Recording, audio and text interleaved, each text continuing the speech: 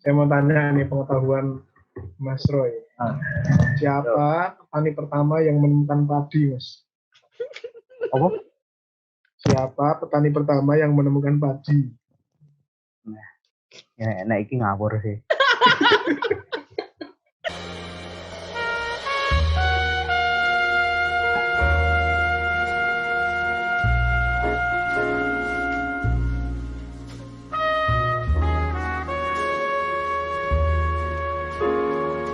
Ya, selamat datang semuanya. Kali ini kita interogasi bersama saya Agen Fatah dan ada Agen Sultan.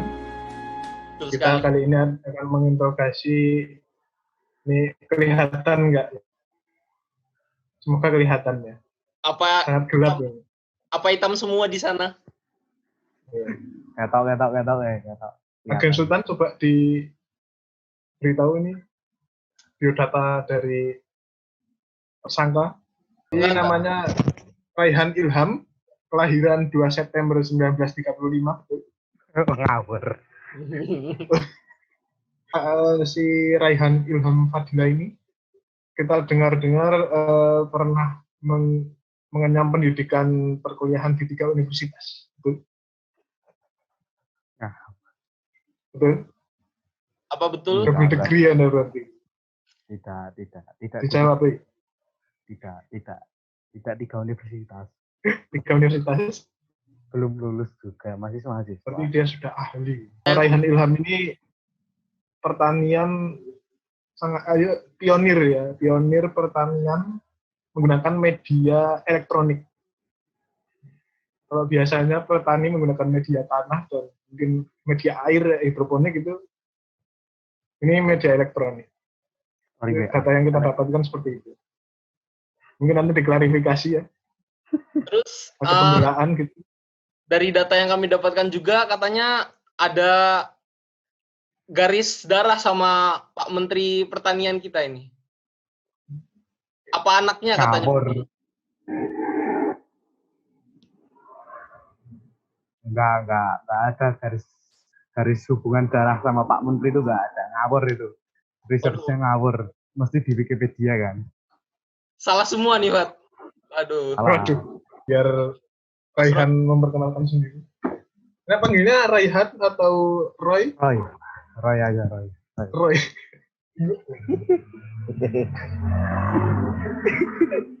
Ya Allah. Wes, nama saya perkenalan ya, nama saya Roy dari Purbalingga.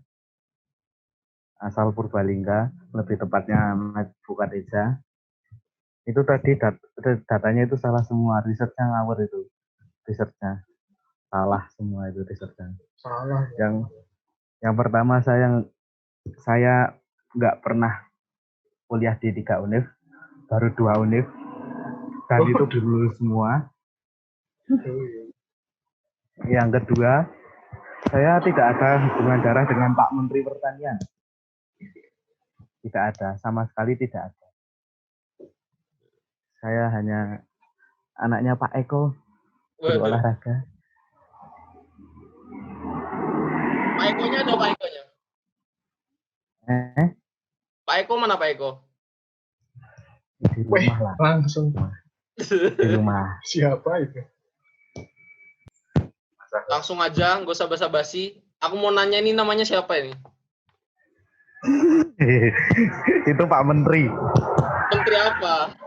Menteri Pertanian. Namanya siapa namanya? Aduh, kalau nggak tahu. Waduh, gimana ini? Wah, kalau nggak tahu. Lupa saya. Wah, ini. Lupa. Tadi ada nongol di berita kalung virus anti corona. Kalung antivirus corona. Tadi nongol di berita. Roy ini gimana pendapatnya tentang Pak Menteri ini ini pertanyaan pertama ya. Ini kan lagi terkenal nih Pak Menteri Pertanian. Ya toh. Karena mengeluarkan terobosan baru yang sangat efisien ya menurut dia. Yaitu kalung antivirus. Bagaimana menurut Mas Roy pendapatnya? Tentang kalung antivirus corona, saya masih menunggu itu apa kalung itu berisi apa aja. Saya perlu menunggu review-review dari YouTuber kayaknya.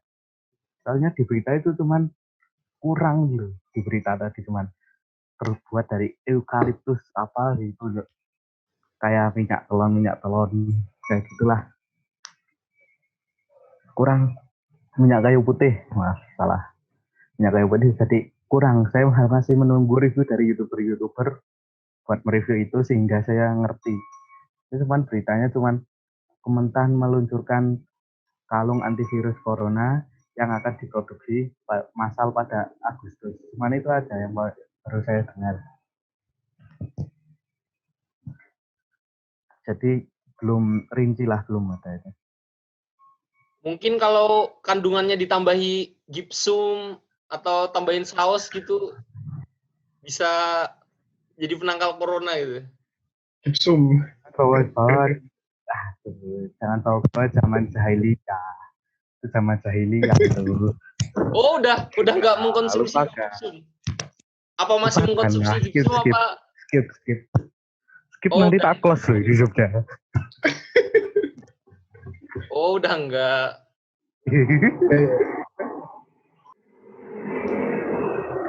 Tadi pagi posisi di mana Mas Roy? Apa ada kegiatan dengan pertaniannya?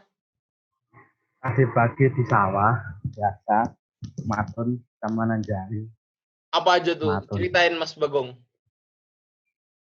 Nama Mas saya Mas Bagong Roy. sih. Oh iya Ngawur Mas Roy. Ya udah Ya, ceritain jadi- ngapain aja tadi pagi ngapain aja. Belum. Mau ngecek Mas Roy ini numpang instastory doang apa mau ngerti ya? Ya, soalnya di tadi Instastory itu itu luar biasa. tadi itu matun sama nanjari. Apa itu?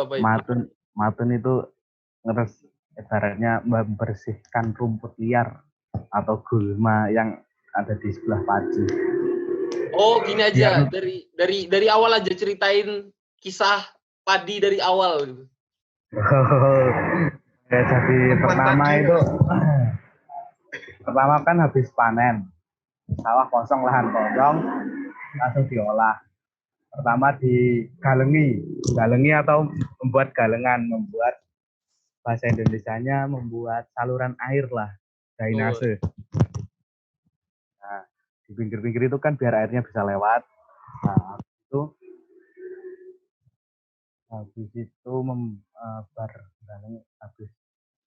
habis galengi itu membacak sawah. Bisa menggunakan cangkul atau traktor. Tapi Nah, setelah membajak sawah, yang namanya ada penggaruan. Itu meratakan tanah yang dibajak. Jadi pakai alat kayak rata itu kan rata, itu kayak di traktor lagi ditarik sama traktor, diratakan tanahnya. Nah, itu namanya penggaruan. Setelah penggaruan, namanya kalau di desa saya namanya ngayabi. apa itu? Ngayabi. Jadi itu ada suket tuh, rumput liar yang masih ada di sawah diambil, itu ditenggelamkan. Jadinya kayak sama kayak bacakan tujuannya kan membalikkan tanah sama yang tanaman-tanaman itu biar dekomposisi lah. Itu yang itu sama aja, cuman manual pakai tangan, ambil rumputnya itu diinjak, masukkan ke dalam tanah. Nah ya, habis itu membuat pembibitan, nyebar benih padi. Caranya membuat kayak namanya itu kalau di desa saya lali ya. Pokoknya kayak membuat lahan baru kayak gitu di sawah, itu di sawah ada lahan, itu disebar benih-benih padi biar tumbuh menjadi bibit. Setelah menjadi bibit, habis itu ditanami, lahan-lahan yang tadi itu ditanami dengan jarak tanam tertentu. Nah, setelah ditanami, biasanya jarak 5 hari atau 1 minggu di mes. Di mes itu urea, pupuk urea, nyebar pupuk urea. Setelah itu, kalau kan biasanya tanaman padi bayi itu kan rentan sama keong sawah, mati. Nah, mes pupuk urea itu dicampurkan garam krosok biar keongnya mati. Setelah ngemes pertama, kan ngemes nggak cuma sekali, mupuk. Nah, dia setelah itu fleksibel aja, bisa setelah beberapa bulan, sebulan atau beberapa minggu, nah itu baru matun. Dari itu tadi membersihkan rumput liar. Nah, di sela-sela itu mesti ada tanaman padi yang mati. Padi kan banyak itu kan, banyak satu kotak padi itu kan bisa berisi banyak tanaman padi. Nah, mesti itu ada yang mati. Nah, setelah pas yang mati itu kita nanjangi yaitu bisa mengambil dari tanjangan yaitu ada padi yang dikhususkan untuk hal tersebut, menggantikan tanaman yang mati, atau kita beseti itu kayak gini, kan ada tanaman padi yang gede dalam satu itu. Nah, itu kita belah bagi dua, masukkan ke yang mati, jadinya enggak, sawah itu enggak kosong-kosong banget lah, tetap rapat. Nah, setelah itu bisa disemprot dulu. Setelah kegiatan tadi bisa disemprot buat ketahanan padi terhadap belalang atau hewan-hewan yang lain. Nah, setelah itu bisa di mes kedua itu pupuk kedua. Setelah pupuk kedua ketiga kali itu panen. Bisa sampai. Oh. Dari penjelasan itu sangat jelas ya. Bisa kita lihat kalau Mas Bagong itu nggak cuma Instastory ternyata. Terbukti. Itu terbukti saya nggak pernah ya. Instastory FYI. Nggak pernah Instastory. Saya nggak pernah Instastory. Saya mau ngecek ini, seberapa ahli Mas Raihan ini. Mas Roy. Gimana, Pak? Mas Roy, saya mau bertanya tentang pengetahuan Anda, seberapa jauh Anda mengetahui tentang pertanian, Mas Roy. Siap nggak ini? Ya. Apa? Enggak, Anda di DO nanti. Iya. Di DO ya. Kan kampus saya agribisnis, bukan agrotek. Kira-kira ini ya. Beda loh. Harusnya tahu loh ini Mas Roy. Oh iya, gimana? Jelasin dulu. Kamu tuh belajar apa di kampus? Kamu belajar apa di kampus sebenarnya? Saya pernah mendalami agroteknologi di UMP, tapi keluar. Keluar karena tidak sanggup. Karena banyak tekniknya ya? Enggak, agroteknologi itu banyak kimianya. Sedangkan tahulah guru kimia kita dulu. Sekarang di Jogja ambil agribisnis. Mempelajari apa? Ekonominya. Agribisnis itu manajerialnya. Kita tetap di ada dasar tentang pertanian, tapi itu cuma sampai semester 3. Cuma awal-awalnya doang. Dasarnya doang, habis itu kita mendalami manajerialnya. Ya tipis-tipis sama kayak manajemen. Jadi nggak jadi petani itu ya? Nggak jadi... Enggak, bukan. Jadi punya tugas untuk menyejahterakan petani loh ini.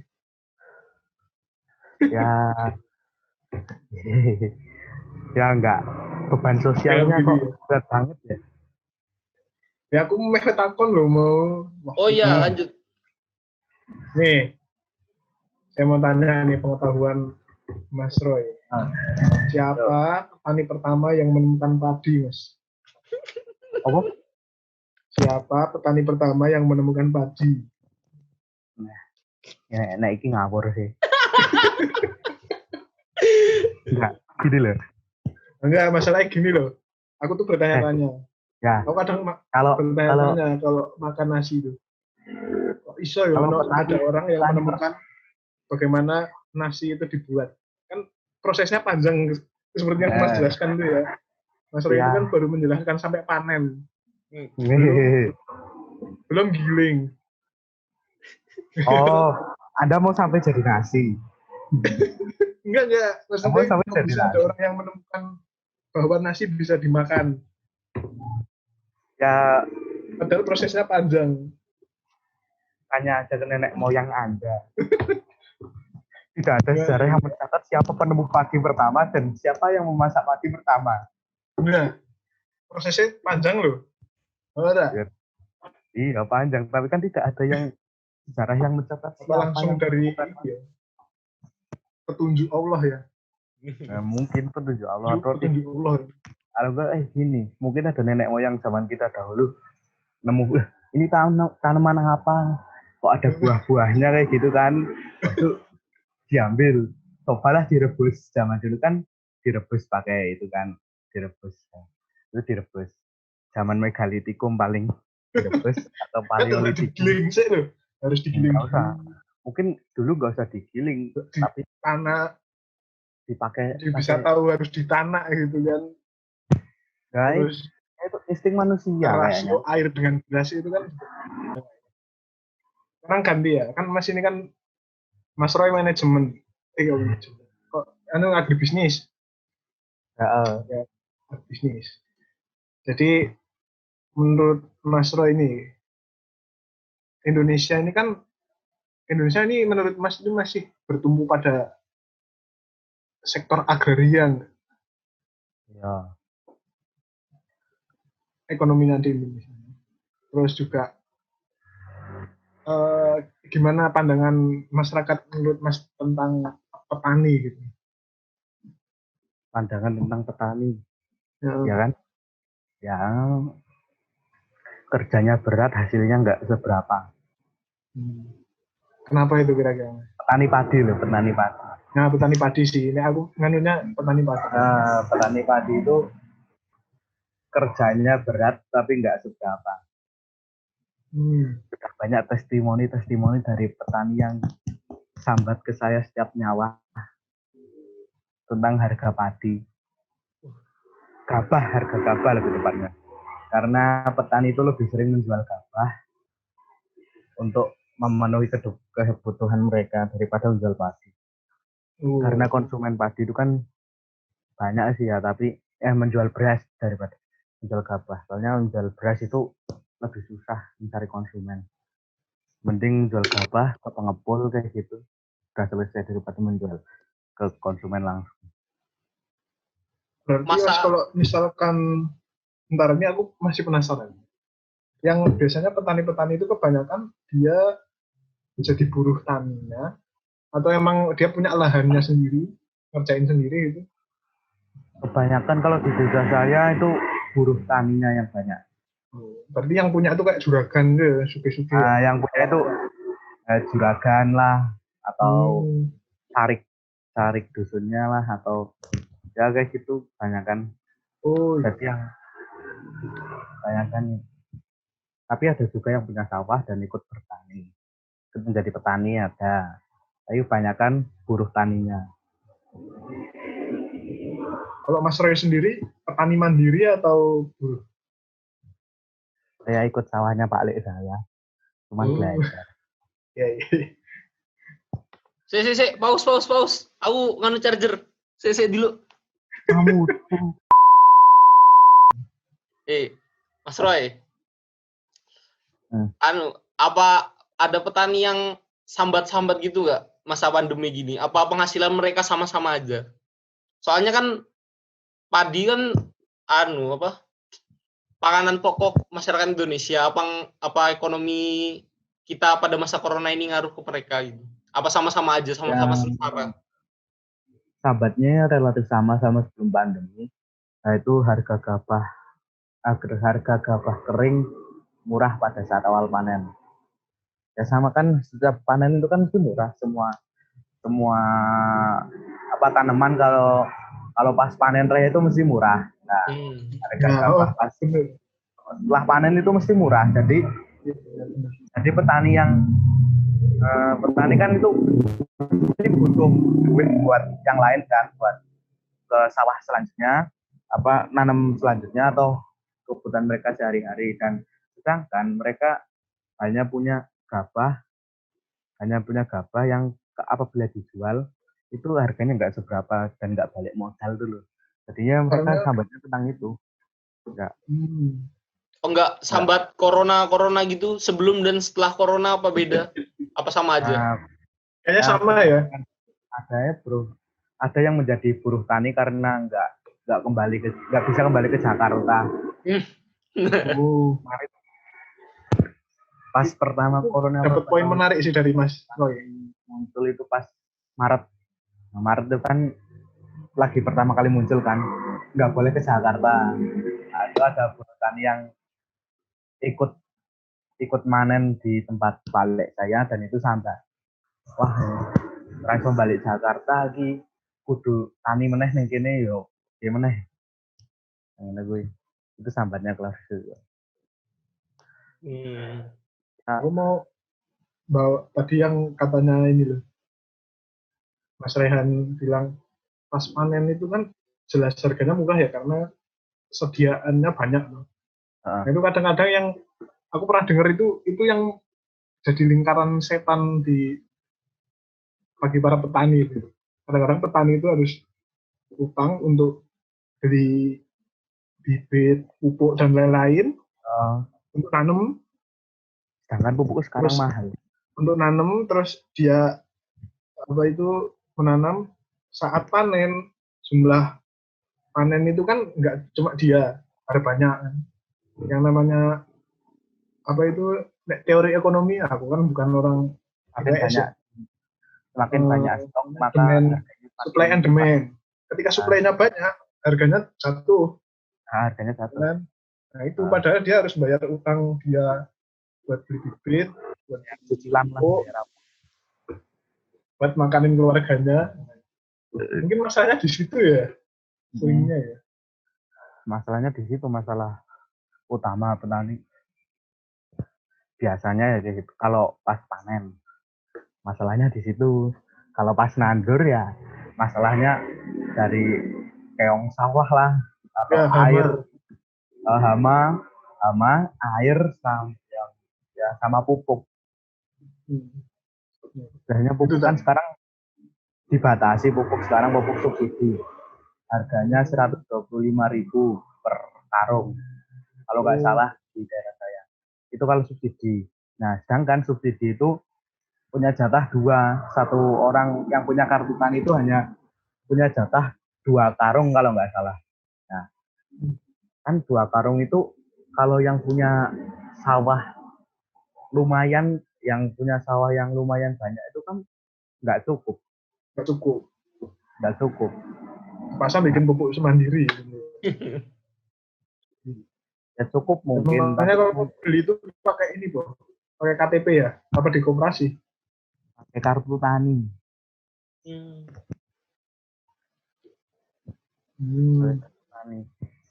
Dan itu pupuknya itu zonasi. Penjualan pupuk itu zonasi. Ibarat kalau ada toko tani di Balai Catur, ya itu khusus orang Balai Catur aja. Nggak udah ada zonasinya tuh loh, udah didata. Yang punya kartu tani enggak. Wah, itu yang susah itu, Tan. Jadi kita tahu. Berarti memang gitu ya. Susah. Makanya nggak heran kalau petani-petani ini pada muntir semua ya. Oh iya juga sih, banyak yang mundur. Enggak juga banyak yang mundur. Ada yang mundur. Biasanya anak-anaknya yang mundur, anak-anak petani. Nggak mau jadi petani. Emang udah ngelihat bapaknya susah kayak gini, hidup susah ya, mending muntir aja sih. Logis aja, mereka logis. Tapi ya bapaknya juga. Tapi rata-rata orang desa itu nggak mau anaknya jadi petani. Nah, pas saya pertama kali ke sawah itu kan pas coba-coba dulu. Pernah diomongin sama itu, ada orang ngomong, Loh Mas, kok sampean anak muda kok ke sawah berbeletan itu gitu Mas, mending sana kerja di rumah kerja kantoran bu piye ya. Kayak gitu mindsetnya itu kayak gitu. Nah, tidak ada regenerasi cuma makan apa itu. Iya. Sekarang kan petani punya orang tua, ada penelitian kalau petani umuran sekitar petani itu yang tua-tua, petani muda itu sedikit. Jadinya kan, regenerasinya itu langka. Ini kan bahas dari tenaga kerjanya ya. Kalau dilihat dari lahannya sendiri, dari sekitaran Purbalingga itu, misalnya dari SD sampai kamu sekarang, ngurang drastis apa dikit perlahan-perlahan aja? Apa malah nambah apa gimana? Kalau saya melihat di daerah saya, ya enggak, ya tetap berkurang, namanya lahannya tetap berkurang, tapi enggak drastis banget lah. Tetap Nggak kayak berkurang. Yogyakarta ya? Jogja baru saya 6 tahun di sana, enggak kelihatan saya. Lagian saya kan di asrama, enggak pernah keluar, saya anak baik. Malah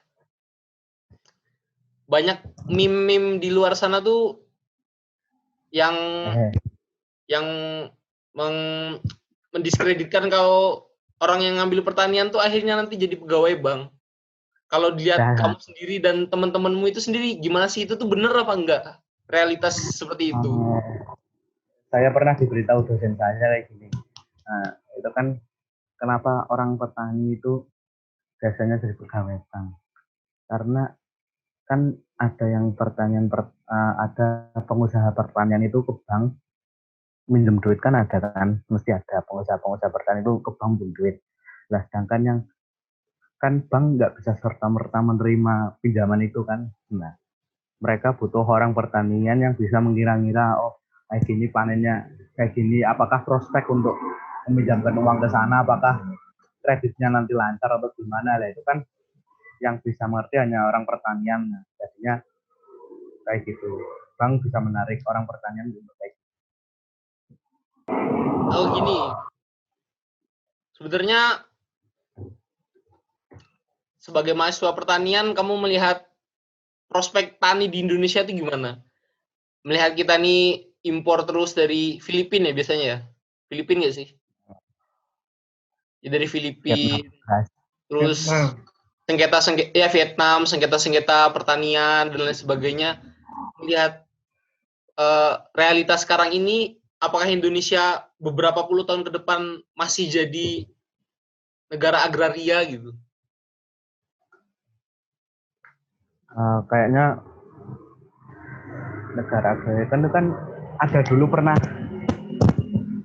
apa ya, prospek Indonesia tuh ke depan tuh, prospek Indonesia ke depan berarti yang jelas lahan pertanian di Indonesia semakin sempit, yang jelas semakin kecil. Jadi prospeknya itu pertanian yang ini lahan sempit kayak aquaponik, hidroponik, vertikultur, banyakkan ya gitu prospek ke depan.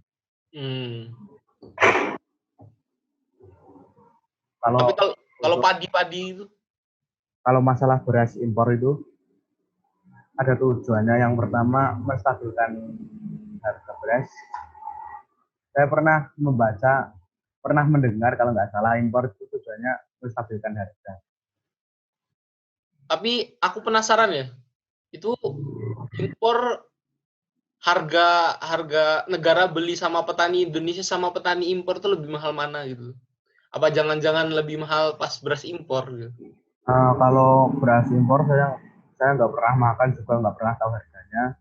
Tapi daging impor lah yang paling kelihatan. Daging kan, harga daging itu kan lebih murah daripada daging lokal, daging impor.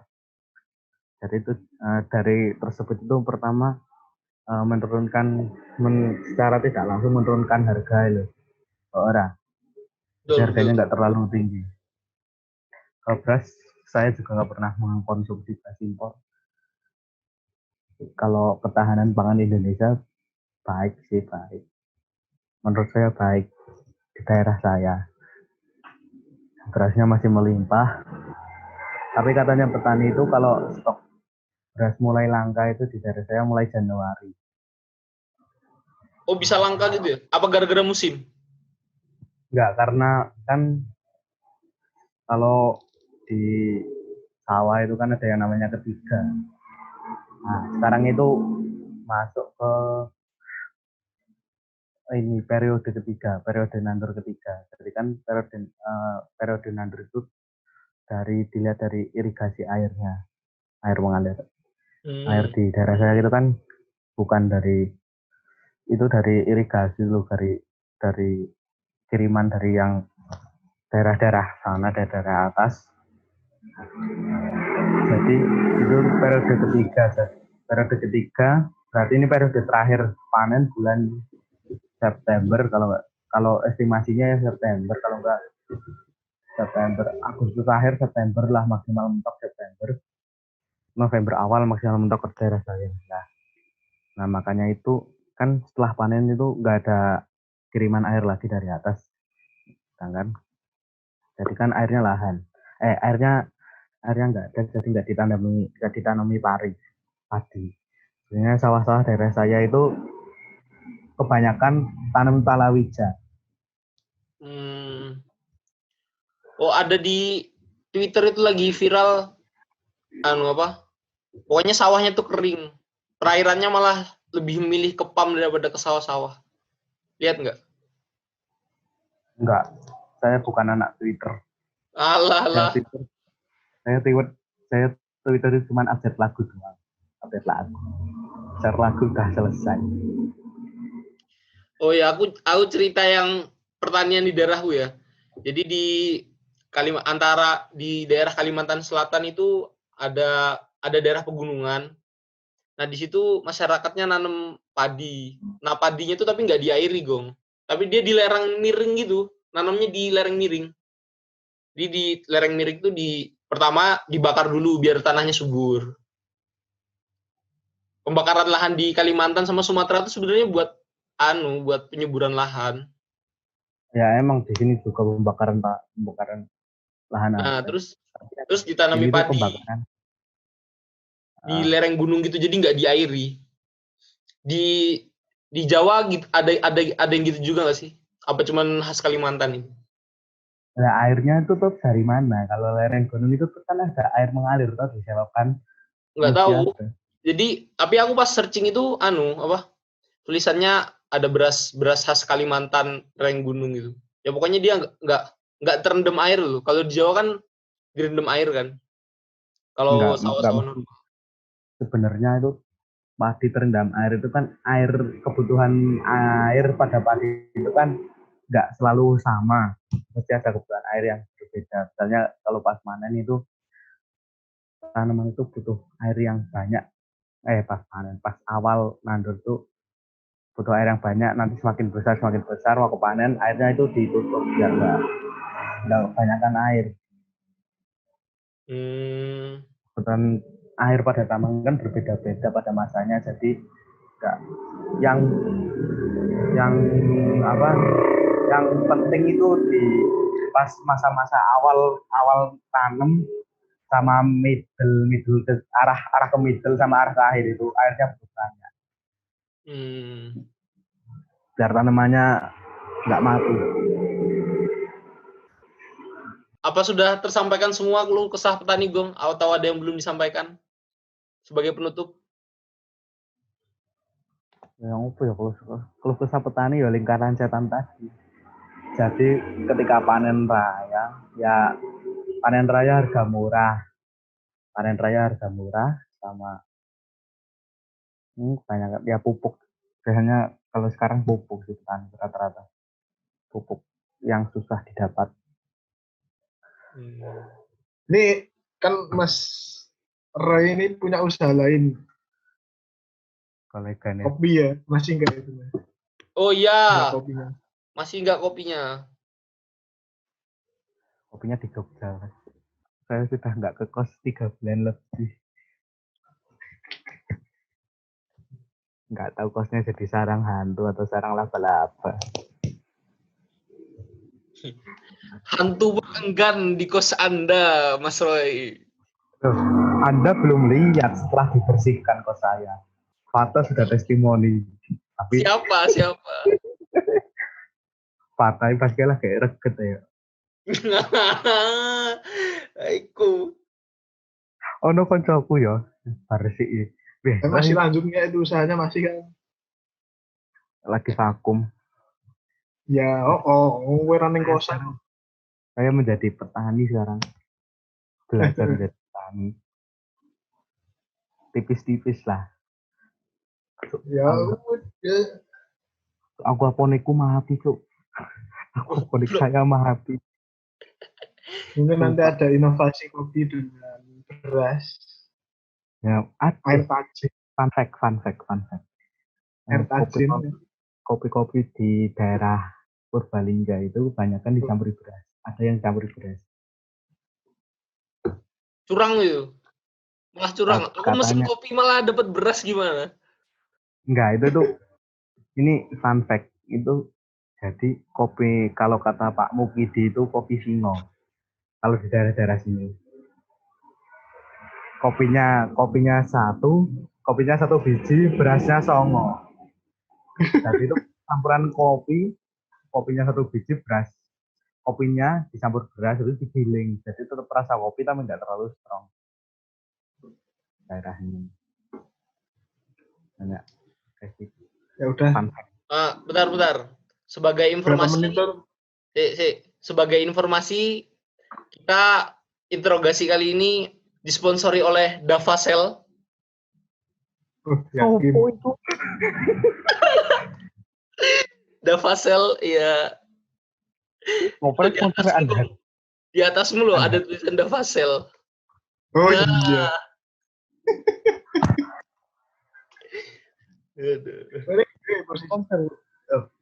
Terima kasih Davasel Purbalingga mensponsori interogasi. Ya, mohon maaf bila kedua interrogator tidak ahli dalam interview. Karena ini ganti quotesku ganti kan. Quotesku elak banget. Hah? Dikat bae. Quotesku dikat. Quotes elak. Oh iya. Ya enggak. Apa mau di revisi? Ulang. Ulang. Ya. Ayo Fat, ngomong Fat. Closing. Ya. Karena waktu yang sebenarnya cukup ya. Mungkin kalau ada pertanyaan bisa menghubungi media sosial dari Mas Roy. Silahkan Mas Roy diperkenalkan media sosialnya apa aja? Roy 84. Itu IG Twitter sama saja, boleh. Roy 84.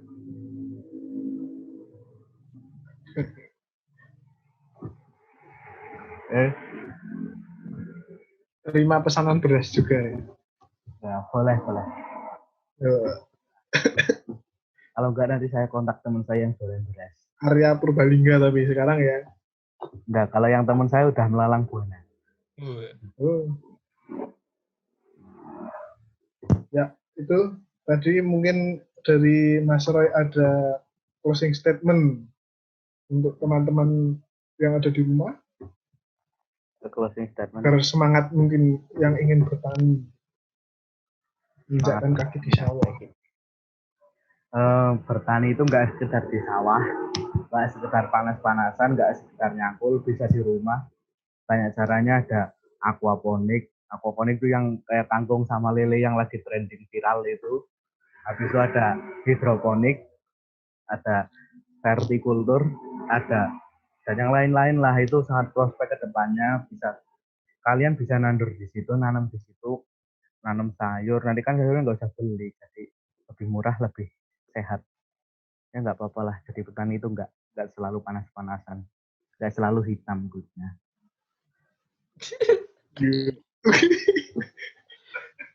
Ya. Hebat. Ikut spoiler banget ya tapi. Rumah Mas Roy yang punya kita langsung interogasi di lahan. Yes. Ingin memberikan tutorial secara langsung ya. Gitu. Bagaimana agen Sultan bisa ditutup? Bisa ditutup. Sudah selesai. Karena ada yang buka. Sampai berjumpa ya Sampai jumpa. di episode selanjutnya. Nggak usah komen next, nggak usah next siapa gitu. Nggak usah. Jangan komen next ya. Nggak suka saya. Apalagi Sultan ya. be yourself, never surrender. Nah, yourself. kita mau ngadain giveaway sawah. Ya, bisa ditutup kan? Tutup ya. Sampai berjumpa lagi di interogasi berikutnya. Saya Agen Fatah. Saya Agen Sultan. Terima kasih. Jangan lupa kalau bermanfaat di-share ke yang lainnya. Sampai jumpa lagi.